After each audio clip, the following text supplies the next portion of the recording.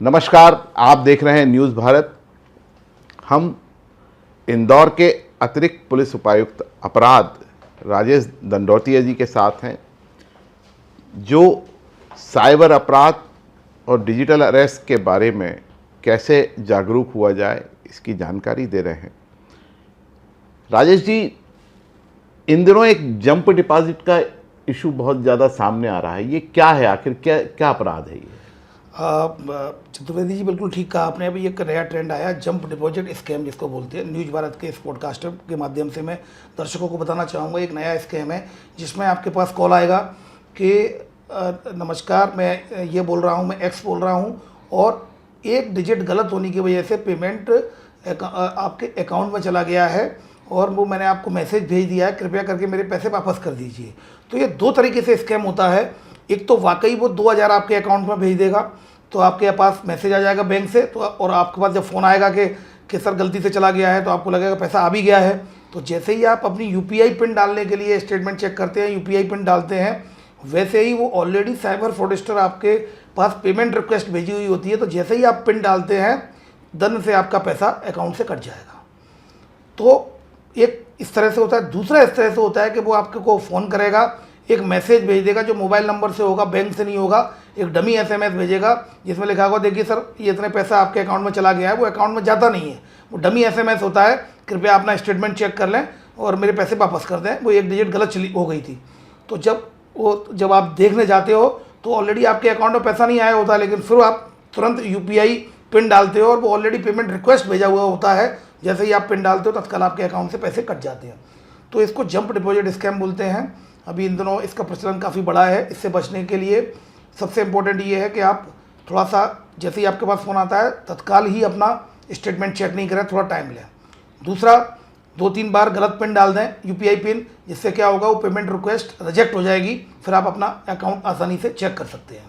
तो न्यूज़ भारत के इस पॉडकास्ट में मैं आपसे बताना चाहूँगा, इसके बाद भी अगर आपके साथ फ्रॉड होता है तो नेशनल साइबर हेल्पलाइन नंबर 1930 पे आप कॉल कर सकते हैं।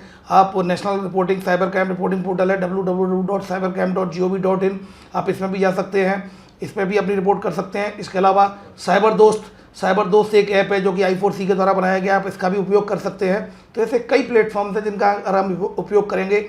इवन www.sancharsati.gov.in की साइट पर जाएंगे तो वहाँ पर भी आपके पास ऐसे प्लेटफॉर्म है जिसकी मदद से आप अपने आप को जागरूक रख के और अपना बचाव कर सकते हैं। मैं इस पॉडकास्ट के माध्यम से यही कहना चाहूँगा, जागरूकता ही आपका बचाव है। जागरूक रहिए, सतर्क रहिए, सुरक्षित रहिए। साइबर अपराध, डिजिटल अरेस्ट, आप घर में बैठे हैं, आपको एक फ़ोन आता है और आप फ़ोन पर जा कर के वो सारी काम करने लगते हैं जो आपको नहीं करना चाहिए, और बाद में आप एक बड़ा नुकसान उठाकर पुलिस की शरण में जाते हैं। कई बार तो ऐसे मामले पुलिस तक पहुंचे भी नहीं, लेकिन अब पूरे देश में साइबर फ्रॉड को लेकर के जन जागरूकता अभियान चलाए जा रहे हैं, और इस जन जागरूकता अभियान को लेकर के आज हमारे साथ इंदौर में अतिरिक्त पुलिस उपायुक्त साइबर राजेश दंडौतिया जी हैं। इनसे जानेंगे कि किस प्रकार इन अपराधों से के शिकार होने से बचा जा सकता है। राजेश जी, आप जो आज वातावरण चल रहा है डिजिटल अरेस्ट को लेकर के, और जो सरकार जन जागरूकता अभियान चला रही है, आखिर साइबर अपराध है क्या? ये साइबर अपराध बेसिकली ऐसा कोई भी अपराध जिसमें कि आपका मोबाइल का या कंप्यूटर का या नेटवर्क सिस्टम का यूज किया जाता है, ऐसे अपराध को अपन साइबर अपराध बोलते हैं। और इनको जो कंट्रोल करने के लिए जो आपकी जो प्रोसेस होती है, जो आपकी टेक्नोलॉजी होती है, जो टूल्स होते हैं, जो इनको सिक्योर करने के लिए यूज़ किए जाते हैं, उसको साइबर सिक्योरिटी बोलते हैं। तो कुल मिलाकर साइबर अपराध डिजिटल प्लेटफॉर्म पर हम लगातार अपनी उपस्थिति बढ़ा रहे हैं। पहले हम ऑफलाइन हुआ करते थे, लेकिन अब सारी चीज़ें हमारी डिजिटल हो गई हैं, डिजिटलाइज्ड हो गई हैं, और आने वाले समय में भी काफ़ी डिजिटल प्लेटफॉर्म पर हमारा काफ़ी ज़्यादा रोल रहेगा। तो ऐसी स्थिति में जैसे जैसे हम डिजिटलाइजेशन की तरफ जा रहे हैं, वैसे वैसे साइबर अपराध भी लगातार तेज़ी से बढ़ रहे हैं। अपराधी किस किस तरीके से साइबर अपराध कर रहे थे, इस बारे में आप थोड़ा सा जानकारी। जी बिल्कुल, साइबर जो अपराध है बेसिकली अगर हम देखेंगे तो दो प्रकार के, अगर मूलतः हम बताएं, एक बहुत सिंप्लीफाइड करें, दो तरह के अपराध होते हैं। एक साइबर अपराध होता है फाइनेंशियल साइबर फ्रॉड, जिसमें कि आपके पैसे का लॉस होता है, जो लगभग 70% ऑफ ऑल ओवर इंडिया में ये साइबर फ्रॉड जो होते हैं वो साइबर क्राइम ही जो फाइनेंशियल साइबर फ्रॉड होते हैं। इसमें मैं आपको बताऊं, मैट्रिमोनियल फ्रॉड होता है, कस्टमर केयर फ्रॉड होता है, जॉब रिलेटेड फ्रॉड होता है, और आपका ये यूपीआई फ्रॉड होता है, क्रेडिट कार्ड फ्रॉड होता है, लॉटरी का केवाईसी अपडेट फ्रॉड होता है, और कौन बनेगा करोड़पति लॉटरी लगने के नाम पर फ्रॉड किया जाता है, और इन्वेस्टमेंट फ्रॉड होता है। तो इस तरह के फ्रॉड जिसमें कि पैसा जाता हो। और दूसरा फ्रॉड है जिसमें कि सोशल मीडिया फ्रॉड होता है, जिसमें कि डिफेमेशन इन्वॉल्व होता है। इसमें सामान्यतः पैसे का लॉस नहीं होता, लेकिन आपको डिफेम किया जाता है, ह्यूमिलेट किया जाता है सोशल मीडिया प्लेटफॉर्म पर।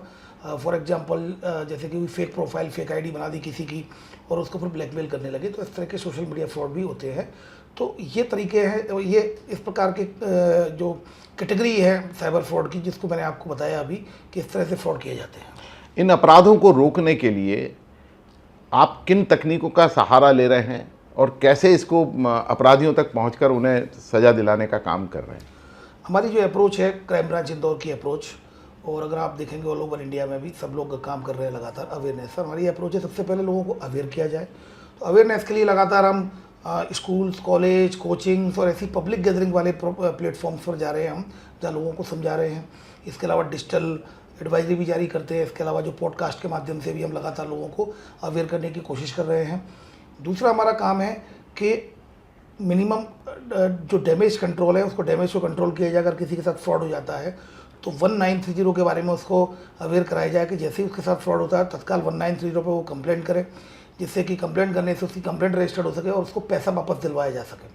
हमारी क्राइम ब्रांच इंदौर के द्वारा 2024 में 14 करोड़ 20 लाख रुपए विक्टिम के वापस कराए गए हैं, जिन्होंने तुरंत रिपोर्ट की इसकी।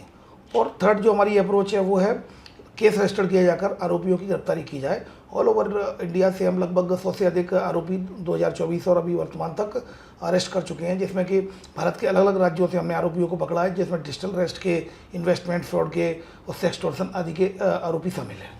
अपराधियों तक पहुंचने में कई बार आपको समस्याओं का सामना करना पड़ता है। सरकारी विभागों के समन्वय की कमी सामने आती है, बैंकों के समन्वय की कमी सामने आती है, टेलीकॉम कंपनियों के समन्वय की कमी सामने आती है। ऐसे में आप इसे दूर करने के लिए कैसे काम करते हैं? इसमें हम लोगों ने, जब आपने बहुत वाजिब मुद्दा उठाया है, इसमें पहले बहुत कम्युनिकेशन की प्रॉब्लम आती थी, लेकिन लगातार अब हम लोगों ने जो मीटिंगें रखकर, जो टेलीकॉम कंपनियों के साथ मीटिंग हुई, फिर इसके अलावा हमारी लगातार जो बैंकों के जो नोडल होते हैं उनके साथ मीटिंग हुई, तो हर महीने हमारी टेलीकॉम कंपनियों के साथ और इसके अलावा जो बैंक जो जितने भी बैंक्स हैं उनके नोडल के साथ हमारी मीटिंग्स होती है। हमारे व्हाट्सएप के ग्रुप बने हुए हैं, तत्काल हम मेल भी तुरंत करते हैं और जानकारी भी तुरंत आ जाती है, क्योंकि अगर दो ही माध्यम होते हैं ऐसे पहुंचने के लिए, या तो किसी बैंक में ट्रांजैक्शन हुआ हो या फिर कोई कम्युनिकेशन हुआ है, तो दोनों ही स्थिति में बैंक या जो आपकी जो टेलीकम्युनिकेशन कंपनियां हैं वो भी आपको जानकारी देती है। उस जानकारी के आधार पर हम आगे बढ़ते हैं। क्या कभी आपके जीवन में कोई ऐसा केस आया जिसमें आपके ही परिवार का कोई व्यक्ति साइबर फ्रॉड का या डिजिटल अरेस्ट का शिकार हुआ हो? मेरे परिवार के लोगों को ट्रैप जरूर करने की कोशिश की गई है, मुझे भी ट्रैप करने की कोशिश की गई है, क्योंकि मैं इंदौर पुलिस कमिश्नरेट में प्रेस प्रवक्ता भी हूँ। तो 1 से 2 बजे तक सामान्यतः प्रेस ब्रीफिंग करता हूँ, और उस दिन भी सामान्यतः प्रेस ब्रीफिंग ही चल रही थी। तभी मेरे पास कॉल आया कि डिजिटल अरेस्ट का कॉल था कि आपका जो क्रेडिट कार्ड का उपयोग हुआ है, गलत उपयोग हुआ है, और आपका जो आधार कार्ड है वो लिंक्ड है उससे, और आप कहीं ना कहीं आपके अकाउंट में मनी लॉन्ड्रिंग का पैसा भी आया है, तो आपको इन्वेस्टिगेशन के लिए मुंबई आना पड़ेगा। इस तरह से उन्होंने मुझे बोला। फिर वीडियो कॉल पे लिया गया, तो हम लगातार हमने उसका वीडियो ही बनवाया जिससे लोगों को जागरूक किया जा सके। तो ये रैंडमली किसी को भी कॉल कर सकते हैं, तो किसी को भी कॉल आ सकता है इसका।